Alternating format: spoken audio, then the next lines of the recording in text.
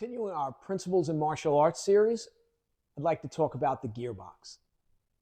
So the gearbox. So what I want you to do is, I want you to think of your body as a gearbox. So the Chinese have a saying, if the finger moves that much, the whole body has to move that much. So often in Okinawan karate, I know the way I was trained was you get in that stance, strengthen, tense those legs, be solid from the waist down, and then everything moves the upper body, but this doesn't move, it's solid. That's okay for a beginner.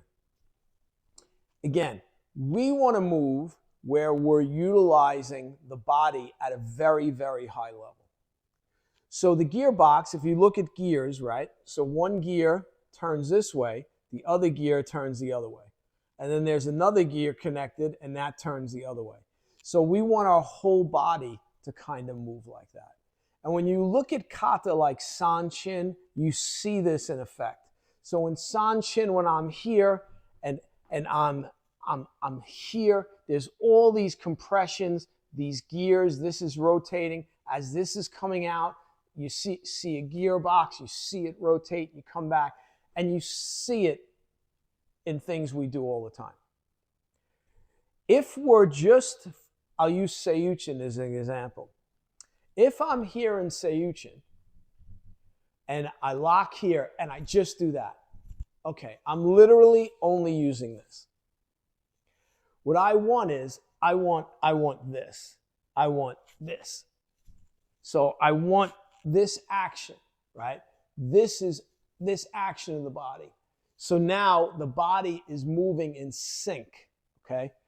And it creates a lot more power and a lot more speed. And eventually, you can do it from a short distance where you don't have to do this kind of wind-up technique. That's one of the secrets to creating the short distance power, is getting the idea of the body moving in a unified way, one big gearbox. So in the hanshi, we see the same thing. In the hanshi, a lot of people lock from here down.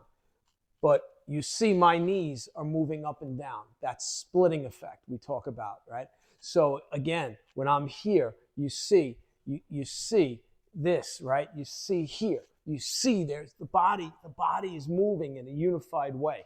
So everything is twisting and turning. This is what creates the speed and power, especially as you get older. If you're very tense and locked and you're only doing the hanshi like, okay, yeah, very good for a beginner, but for a high-level practitioner, that's terrible. So again, we want here, right? We want this action of the body. So we want this gearbox effect. The other thing is when you can capture this type of effect with the body, it's much more physical. It's much more physical. So there's a lot less tension in your body until that moment of impact, right? With the Japanese, we call kime, right? So we want to figure out how to use the body. So I'm going to use a sai. So Gakiya Sensei, my Kobudo master, I couldn't understand how he could use the power that he had with the weapons. So like for instance, most people, when they do this kind of low block, right, in Mariyoshi Kobudo, whatever style Kobudo you're doing, they do this, and this is the way they are. So hips are squared here, right? But I noticed Gakiya Sensei, he did this. So again, you see the body's being used different, right? So you see the gearbox, right? But notice the rod here isn't moving. But there's all kinds of intertwining muscles being utilized when I do it this way. So, and then when I do it fast, you could see the whole body, right?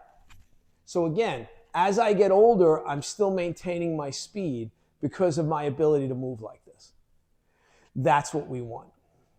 So instead of moving so stiff, you need to relax and figure out what's the best way. And you see all these different things going on with my body. And it's the same thing if I do this, you see this. And it's not just the hip. So if you're thinking, oh yeah, that's just this koshi, he's just using the hip, right? No.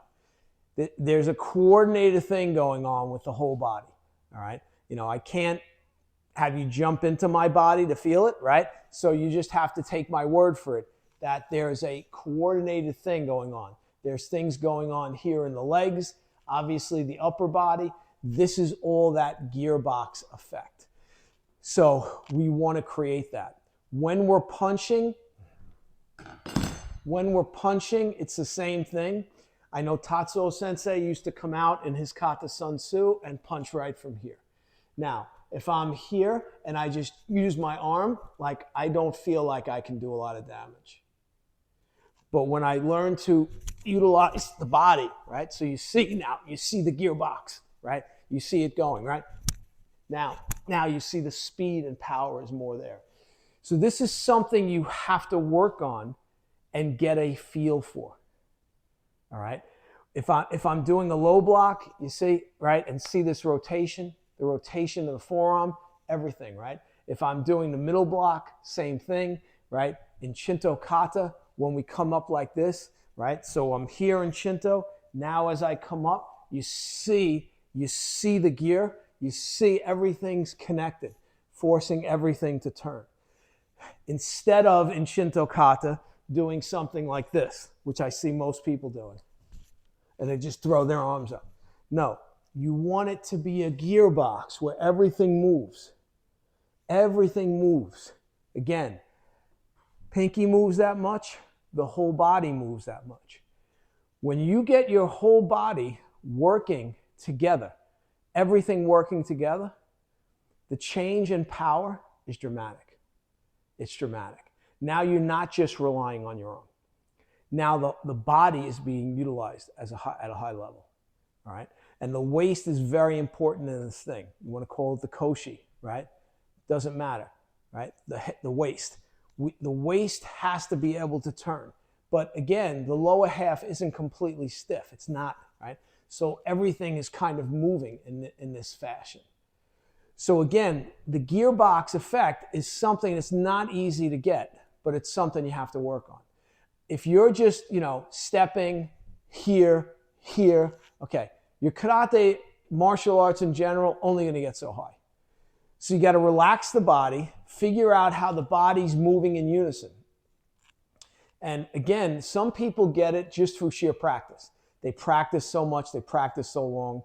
Like I mentioned, my Kobudo sensei, Gakiya sensei, he did a lot of these concepts. I don't know if Matayoshi sensei showed it to him or if Gakiya just through hard training came to understand certain things, all right? But it's important, again, to get this idea of a gearbox with the body, all right? And if you work on this and work on this direction, along with the other principles I talk about in this series, you'll see your martial arts ability go up.